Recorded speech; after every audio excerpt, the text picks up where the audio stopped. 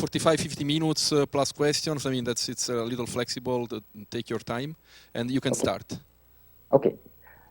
Thank you very much. I'm TAKAHIRO NEMOTO, and actually I tried to come inside Brazil, but I failed due to the visa problem. But thanks to the organizer, they prepared the opportunity for me to have a presentation like this. So yeah, I'm really happy to have an opportunity like this. And I'm going to talk about a population dynamics with a feedback control. I'm going to explain what it is. But this is a collaboration work with Freddy Bouchet from ENS-Lyon, Robert Jacques from University of Bath, and Vivian Leconte from Paris Diderot University. And this work is supported by ERC Transition Fund of the Freddy Bouchet, led by Freddy Bouchet. And I'm talking about a rare event sampling to get extreme events in dynamical system and also the hydrodynamic system. The one of the promising idea is the selection mutation rule, which is first pointed by the Anderson. And actually in this conference, I think some of the speakers will talk about the application of this selection mutation process to dynamical systems. And the first one is proposed by Anderson, 1975, which is about the Schrödinger equation like this. He set the time t to be imaginary, like I tau, and then he wrote down this Schrödinger equation like this equation. This term is the normal diffusion term, but there's an extra term like this. And from this equation, he came up with an idea that is, by using normal Monte Carlo simulation of normal diffusion, but by adding this term as a selection mutation, he could calculate this part. That is, by using normal Monte Carlo simulations, but depending on the V, the particle die with the ratio V dt, but if V is smaller than 0, particles survive with minus V dt. And indeed, by using this method, he could calculate the ground state energy of many-body electron systems. And after that, a lot of the methods are invented. And one of the well-known methods is forward flux sampling. This is the calculation technique to calculate the transition rate from one basin to the other basin. This is a dynamical system, and A is one basin of the dynamical system, and B is the another basin of the dynamical system. And basically, to observe the transition from one to the other is difficult. Then their idea is dividing this space into small bins. And then first they calculate from A to the first wall. And then during this simulation, they stored the data of the trajectories which arrived at this wall. And then from this wall, they copied some of them, and then they they continued this simulation to the next wall, and calculating the ratio that arrived at the next wall.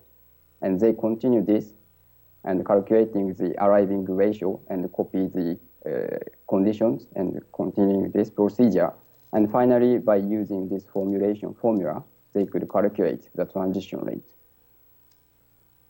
And indeed, this has a problem that is they need to divide the phase space into small bin, but how to divide is not determined priori.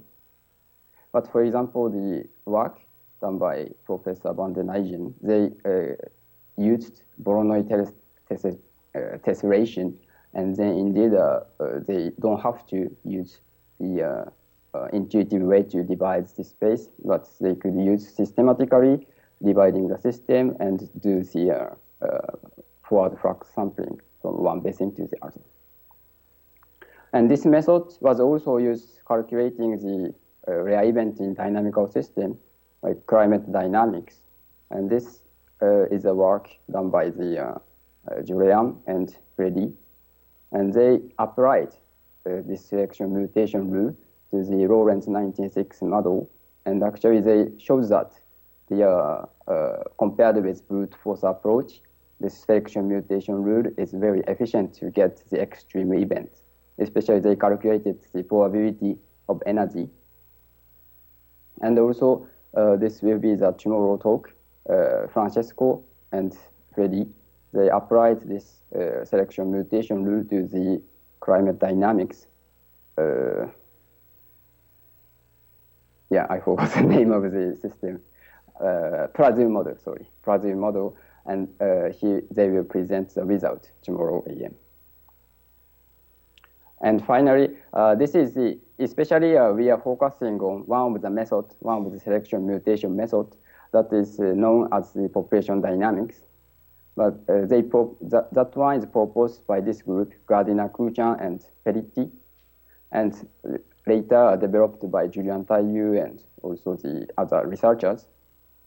But they focused on the rare event, which is for the additive observables, which means that not instantaneous rare event, but continuously occurring rare event.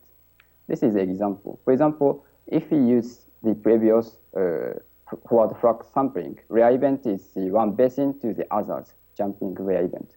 But by using this method, what we can obtain is a continuous rare event, something like, normally it is trapped here, but by using this method, we can obtain the rare event doing like this, or showing the separate receipts like this.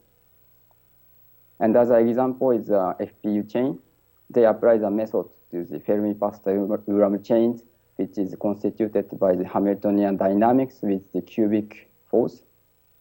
And it is known that its FPU chain shows the solitons, but it is very rare events. And normally we just observe and it disappears. But by using this method, they could continuously create this soliton solution in the numerical simulations. And if we want to apply these selection mutation processes to more interesting and more huge dynamical systems, unfortunately, there will be problems. Those problems are like this. First of all, we need a huge ensemble. We need to prepare a lot of trajectories, and by using these trajectories, we need to selection mutation process. So basically, if the system becomes larger and larger, application becomes more difficult. And also, if we consider a huge system, it means that the fluctuation becomes smaller and smaller. And if the fluctuation becomes small, fluctuation is directly connected to the mutation rate, so that the rare event sampling also becomes difficult. And also, after a certain time, if the number of the copy is finite, the system is dominated by only one trajectories. It means that even though we prepare 100, 1,000 trajectories, finally the system is dominated by only one trajectory. So that it means that statistically very poor in the selection mutation method. And the purpose of this talk is to focus on these problems and to propose idea to overcome this difficulty. And for this is a construction of this talk. We first introduce very carefully the methods by Gardiner and Kuchan. Later we called population dynamics because it is much easier, and also they called this method population dynamics. And then after that, by using numerical examples, I will present the problems appearing in this method. And finally, I will show how to solve the problems appearing above, and I will apply the method to a very simple one-dimensional model. But in this model, we show that this is compared with normal population dynamics, the performance became better. Okay. And this is a quantity that will be focused on in the population dynamics. That is a large deviation function. This is the easiest example to explain large deviation function, but we flip n coins, and then we count the number of head coins, and then we divide this number by n. N is the total number of coins. And then we define the distribution function of this x. That is, this is just a binomial distribution function, so that we can just calculate like this. And then as this n becomes larger and larger, we could observe that the peak becomes sharp. This shows the law of large numbers. And large deviation functions represent the deviation from this law of large numbers. Concretely, we take the logarithm of this px and divided it by n, and taking the minus. Then as n becomes larger and larger, this function converges to a function, which is known as large deviation function. And indeed, for example, around this x equal 1, it is extremely rare because 100 coins and 100 all of the coins becomes the head. It's possibly not happen. But in this possibility, in this distribution function, if we know the large deviation function, we can calculate it. And especially we consider this large deviation function to our time-averaged statistics, time-averaged quantities. And this is known as the thermodynamic formalism. And after that, we need to specify the model. So after that, we consider the stochastic differential equation. X is a variable, and it is a d-dimensional vector. And A is a force, and which is also the vector. And there is the Gaussian noise, Wiener process, and there's a multiplication between B. And this is B is also the matrix. And in this system, the general quantities are described by this density type observable and also this current type observable. Indeed, example is X.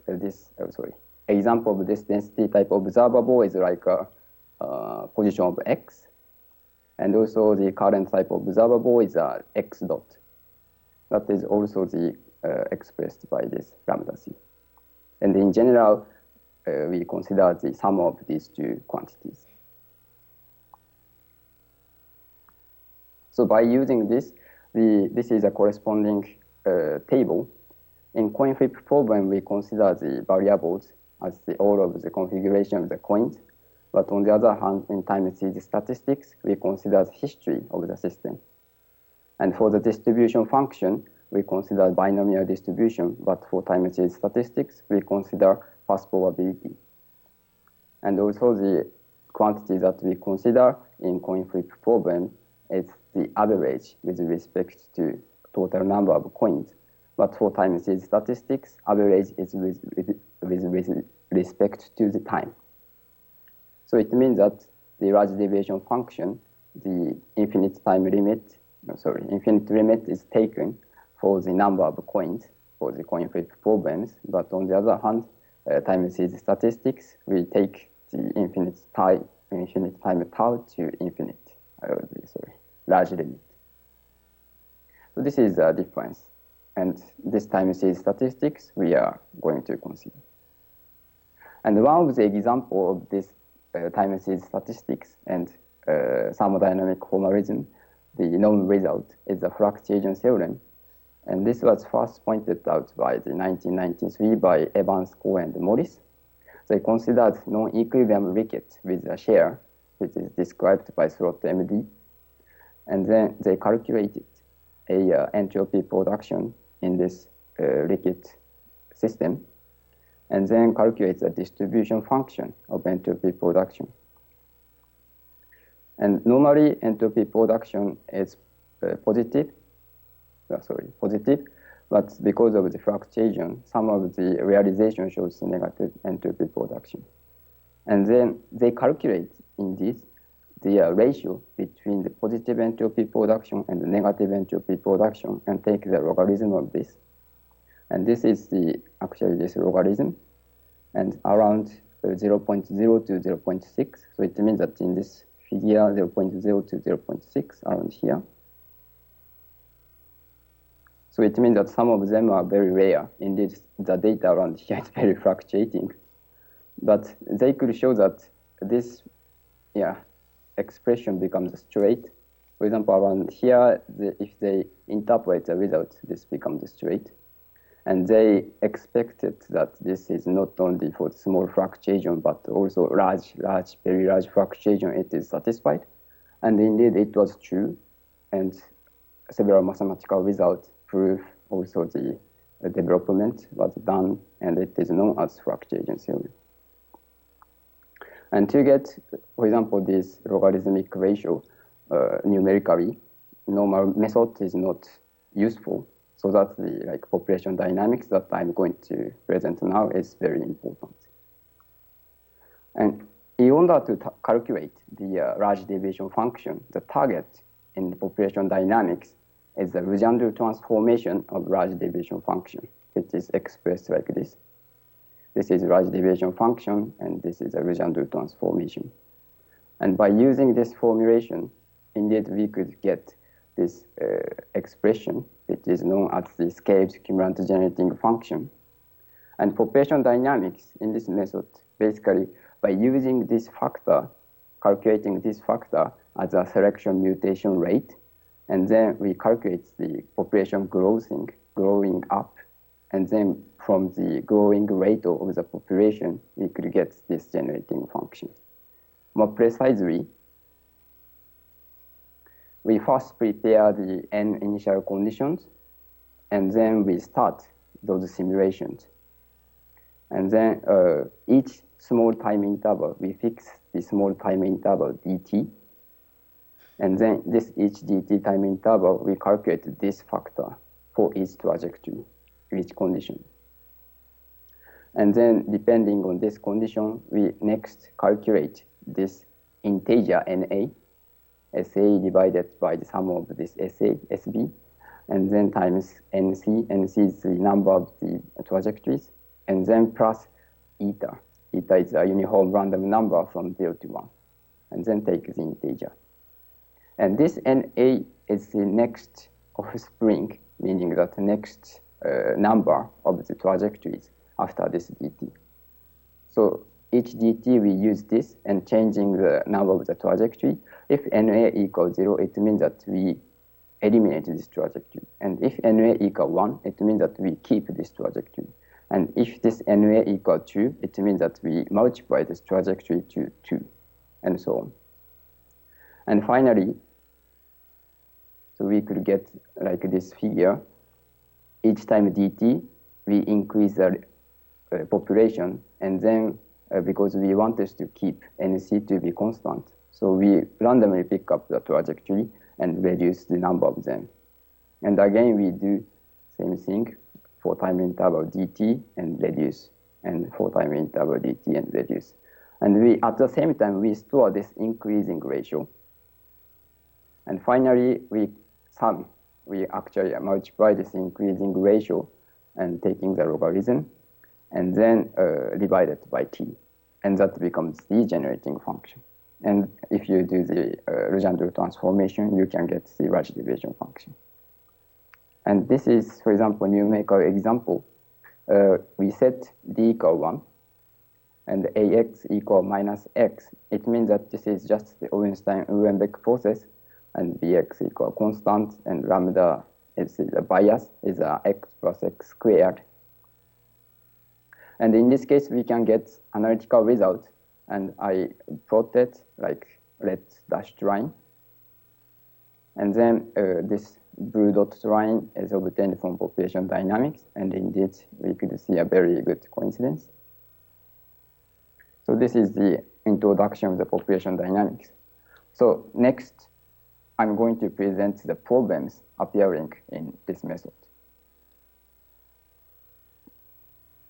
In order to see the problem very efficiently, I would introduce two types of distribution functions. One is P-end, and the other one is P-abe. And this bracket means the expected value with respect to the ensemble without doing population dynamics, just doing the simulation and calculating this lambda tau, and then calculating the exponential value and taking the last configuration. That is this P-end. And P-abe is instead of taking the last configuration, we take the time averaged configuration. That is P Abe. And indeed, these two functions are generated from the population dynamics that I explained just before. And indeed, these two functions are different to each other. Even though, for example, if you take h equals 0, it becomes 1 and it becomes 1, and this 1 and this 1. It means that these two becomes equivalent thanks to the ergodic property. But if you take h not equal 0, it's not equivalent. And this is additional information, but this P Abe is directly connected to the large deviation property. For example, if we pick up the trajectory which only satisfies the large deviation principle, meaning that the only satisfies the very large deviation from zero of large numbers, and then take the statistics of it, that statistics is determined from this P Abe. The detail is shown in this paper, for example. And actually, I said that this Pn and P Abe can be generated from population dynamics. And by looking at this, we could see the problems appearing in population dynamics. So first, P Abe is generated from this method. This is a trajectory obtained from population dynamics, and NC is set to be 4. So there are, you can see that there are always 4 trajectories, and which is evolving. And for example, here, the trajectory are killed here. And then from here, this branch trajectory is multiplied and 2 come up. And again, we could see that, for example, here, red trajectory are killed and from here appeared. And each time, if you look at the trajectories, the number of trajectories are always 4. And also the sum of the trajectories shows a discontinuity due to the multiplication process. And Pn is indeed obtained from the average with respect to all of these trajectories. So we think that, for example, this red trajectory is one trajectory, like this trajectory, but there is a discontinuous property, and blue is as well. This is normal trajectory, but there is a discontinuity like this. And by summing all over these trajectories, then the result is the same as Pn. On the other hand, in order to calculate P Abe, we need a special technique. That is like this. Some of the trajectories are indeed not continuous, but some of the trajectories are continuous. Like, for example, this green trajectories are continuous, and these red trajectories are not continuous up to here, from here. But if you think that this red trajectory is connected to this green one, this is continuous. And all of these trajectories are not continuous because all of them are killed here. So I omit this, and I only wrote down this, like this. And this is a definition of the xa prime t. We only focus on the continuous trajectory, and number of those trajectories are changing depending on the time. The number is denoted by NC prime t. For example, here, NC prime t is 1, and here, NC prime t is 2, and here, NC prime 2 is 3, and here, NC prime t is 4. And also, we define the multiplicity of the trajectory, which is the number of the trajectory at time, final time. For example, if we focus on M here, M1 29.3, the M1T, M1 29.3 is 4, because this trajectory finally goes to here, and the number of the trajectory becomes 4. But for example, if we consider this point, M1 but time t is 29.5. In this case, at time t, it becomes 3 trajectories. So it means that this multiplicity is 3. And this trajectory, in this case, this becomes always 1 trajectory, so that this multiplicity is 1. And by introducing these quantities, the P Abe is obtained from this. By taking multiplicity, by multiplying this multiplicity to the factor, and then averaging with respect to these continuous trajectories. That generates the average with respect to the P-Abe. And the difference between P-Abe and P-end are connected to the discontinuity. And discontinuity is connected to the selection mutation process. So this means that due to the difference between P-end and P-Abe, population dynamics needs a selection mutation process. And as this difference becomes larger and larger, we need more and more selection mutations, and which becomes different from the normal Monte Carlo simulations. And due to this, there are, for example, I will present 3 problems now, but like this. First of all, this is a numerical example, but now here it is not the Ornstein-Reinbeck process, but the potential is cubic force. And due to this property, depending on the sign of H, system shows a metastable state. And due to this metastable state, and P-end and P-Abe becomes very different, especially H positive. And this is the P-Abe, and black line, we could see black line here. This black line is the analytical result, and this red dashed line is the result from the population dynamics. The method is the one that I just explained. And we could see that this is n equal 2 here, and this is 4, 6, 8, 10. But very, compared with H negative, the convergence is very slow. This is the difference between the analytical result and the result of the population dynamics. We could see very slow convergence like this. And this is based on the difference between P-Abe and P-end, because it only shows that pH isn't positive. In that case, this deviation becomes large. So the second problem is that we introduced the number n prime ct, and it is basically showing the independent number. Independent means statistically independent number of trajectories. And as this number becomes smaller and smaller, what we get is the information what we get becomes smaller and smaller as well, because the statistically independent number of trajectories becomes small. And this is the example of this n prime c. And first, it is, we prepared 20 number of trajectories. It was 20. But as t gets closer to 0, this number becomes directly goes to very small, like exponentially becoming small. So that we need to set the total time t not too large.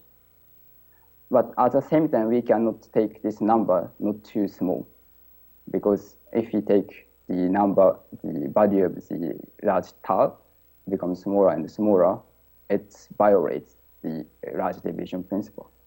And this is a numerical example. This yellow square is the value where the n prime t becomes decreasing.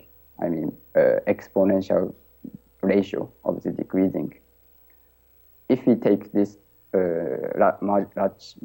much larger than tau compared with this square, the population dynamics becomes very inefficient. But on the other hand, we could write down the lower bound. This blue circles obtained from the correlation time from the population dynamics. And so this green square, green area is the time that we could safely take as a population dynamics for the population dynamics. But we could actually see that around here, depending on the age, this green area disappears. It means that in this case, for example, here, this depends on, this is epsilon equal 1 and this is epsilon equal 0.1. But for example, here, we could not see any green point. It means that we need to take tau to be large. But in that case, most of the time, the number of the copies, independent number of the copies is 1. So it's very inefficient. And finally, this is a third problem. that is the small temperature problem. And this is trajectories obtained from population dynamics. And then this is the continuous trajectories generated from population dynamics according to the method just that I explained. And I schematically describe this like this. So this is by definition, but these two trajectories should have overlap because one trajectory, this continuous trajectory is generated from this population dynamics trajectories. But if we take the fluctuation or temperature to be smaller and smaller, this width of the trajectories becomes also smaller and smaller. And if we have this property, meaning that even though the temperature or fluctuation becomes zero, P abe and P end are not equivalent to each other. If we have this property, it means that in certain point, the difference between P abe and Px becomes larger than the fluctuation width of these trajectories. But this is basically contradiction because these two trajectories should have overlap. And this is the, it means that at a certain point, population dynamics couldn't work. And more precisely, I introduced the density fluctuation by multiplying the Pn times Nc. Nc is the number of the copies. And then from this, we could indeed calculate the width, variance of this distribution function. And it represents the width of this trajectory. And then we denote the difference between this x end, middle of the x end to the middle of this x abe, and we denote it by delta x. And the condition where the population dynamics works safely is that this low end density fluctuation at this point is larger than 1. And indeed, this condition combined with this condition, we could write down this expression, this inequality. And this indicates that as sigma, temperature becomes smaller and smaller, this term becomes larger and larger. But in order to make this term smaller than this point, we need exponentially large energy because this is bounded by logarithm.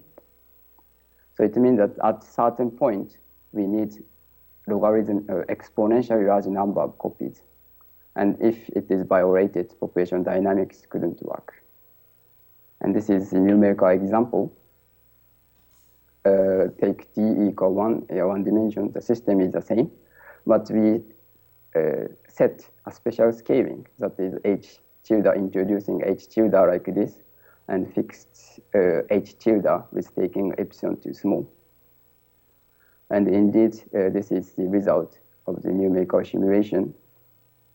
And this is epsilon c, the critical temperature, that's delta x squared over 2 sigma n becomes 1. And below this temperature, what we calculated just before indicates that we need an exponentially large number of copies. And indeed, this figure, this is red line, is the analytical result of the GH at epsilon equals 0. So the result should converge to like this. But unfortunately, this is the result of population dynamics, but this doesn't show the convergence to this value. Below the epsilon 3, it is deviation. It is the failure of the population dynamics. So these three problems actually happened in population dynamics. And not only this small system, but also if you want to apply the method to very large, huge systems, these problems will be dominant. So that we need some way to avoid this problem. For this, we are going to propose the idea, which is a combination of population dynamics with the multi-canonical sampling. The key idea is the following. Basically, the problems that just I stated is coming from the difference between P abe and P end. So it means that if they are close to each other, the problems will not happen. And the question is how to make them closer. And for this, the idea is using multi-canonical sampling. And multi-canonical sampling is like this. It is invented to analyze equilibrium system, especially where there is first-order phase transition. This is the potential, and normally particle is, once it's trapped here, it cannot escape. But the idea is that first they calculate the simulation around here, and then from the data obtained from this simulation, they modify the potential like this. So that the potential could go here as well. And then again, they modify the potential. And finally, they make the potential flat so that they could efficiently sample the system. And from the data, how to modify the potential, and also combined with the obtained data, they could calculate the property in this original system. That is a basic idea of the multi-canonical method. And what we do is the same. So we first prepare like original system, which shows that the P abe, this is P end, and this is P abe. These two are different to each other. But from the data obtained from the population dynamics, we modify the system and make these two close each other. And finally, we make them equivalent. That is the basic idea. And more concretely, we are going to use Gilsonov formula. This is the original Langevin equation, and we add a force to this original Langevin equation. And from original Langevin equation, we can calculate the path probability, path major. And also from this modified Langevin equation, we can calculate a path major, and it is written like this. And the Gilsonov formula gives the ratio between these two path major. And indeed, by using this, we can get like this expression. We first restrict ourselves to a special potential force like this. And we define the sigma like B times B transportation. And then by using Gilsonov formula, we can calculate like this expression. And here we defined lambda b like this, integration of small lambda b. And this small lambda b is defined like this expression. The expression are a bit complicated, but what the equation says is very simple. That is, this left-hand side is connected to the normal population dynamics, but on the other hand, this right-hand side is connected to the population dynamics in modified system. So it means that we add the potential force to the original system, and we denote it W. And in this system, we are going to apply the population dynamics with a new bias, lambda B. The expression is defined before. And if we do this population dynamics, because thanks to this expression, it is connected to the normal population dynamics. Indeed, if we calculate P end in this modified system, it becomes the P end of the normal population dynamics times exponential minus Bx. And if we calculate P over B, since this term only affects at final time, and also the initial time. So if we consider the bulk property of the system, we don't have to consider this part.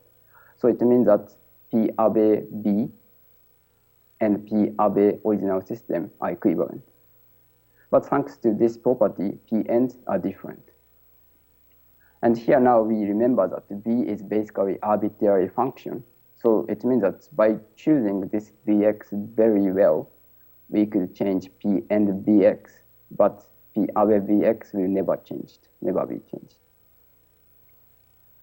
So this is the basic idea. And what we know is that indeed by choosing this Vx very appropriately, we can prove that there is this perfect force which doesn't require any population dynamics, any selection mutation process, and which was especially done by the using the technique known as the auxiliary dynamics proposed by one of the collaborators. And this point is very important, but the result is always exact in principle, which is independent of the Vx. So it means that even though we don't know the correct Vx and we made a mistake of choosing Vx, but the result is basically exact. But what it affects is the computational efficiency. But this means that we can use brute force approach. So we, for example, if we consider very large system, we cannot express the potential by using exactly. So we need approximation. But even though we use approximation, the result is basically the exact. That is very much important point. And by using this, more specifically, what we do is the following. We do the normal population dynamics with the Vx set to be 0. And from the data obtained from the population dynamics, we calculate the next potential force by this expression. The first case, Vx is 0. So just from this expression. And then we change the system to the V tilde x. And then again, we do the population dynamics. And from the data of the population dynamics, we do this modification. And again, calculate the next V tilde x. And we continue this procedure. Then indeed the result becomes more efficient compared with the normal population dynamics. And this is the numerical example. This is the figure that I showed before. This is the normal population dynamics. And we could see that very slow convergence with respect to n. But if we use our feedback method, the convergence is very fast. This is the deviation from the exact value, analytical value, but this is normal one. But if we use the feedback method, this becomes very fast. Only 4 shows the convergence. And this is about this problem, the second problem, which says that the n prime ct is very fast. This is the independent number of the trajectories. But if you use the feedback method, the decreasing speed of this n prime c becomes very slow compared with the normal population dynamics. And finally, this is a problem that we saw. When epsilon becomes smaller than epsilon c, population dynamics couldn't work. That is, we observed. But if you use this feedback method, the result converges very well, even though epsilon is smaller than epsilon c. So basically, this is the end of the talk. The key idea, key summary, summary of this talk is that there are 3 problems: systematic error due to small NC and decreasing of copy number and small temperature problem. But by using the idea shown like this, PRB and PN close to each other and feedback which is resembled to the multi-canonical method, by using these 2 ideas, some of the problems are actually indeed solved. And the future perspective is, of course, to apply the method to more huge and interesting field equations and systems. And also this is additional motivation, but basically population dynamics came from the analysis to the quantum systems so that we import to the original quantum diffusion process problem may be interesting. Okay, thank you for attention. Thank you to you. Yeah. Let us see if there are questions. Are there questions? Alexei Mailybaev is asking a question. You cannot see him, but he can see you. Do you see her? He sees us? No. I don't know. Sorry, I couldn't see. Okay. Can you see us? No. No. I will stop this sharing screen. No, I cannot see anything. But anyway, this question about finding optimal potential, it's in spirit looks like the problem of optimal control. So there is this. Can you comment of these relations? Exactly. It's very closely related to the optimal control theory. And basically, yeah, for example, the formula that I showed, sorry, it's not shared. The formula that I showed, like this one, the similar one is actually seen in the optimal control theory, so very much related. But basically, using the population dynamics is completely different idea. That point is very much different. So the method is different, you mean? Yeah. But the different. formulation can be. The formulation is very much close. Yeah, optimal control theory and this method. But I would again say that the key difference is using population dynamics or not. Okay. Yes. Thank you. Okay, thank you. Are there other questions? Okay, there are no more questions, so Takahiro, thank you very much.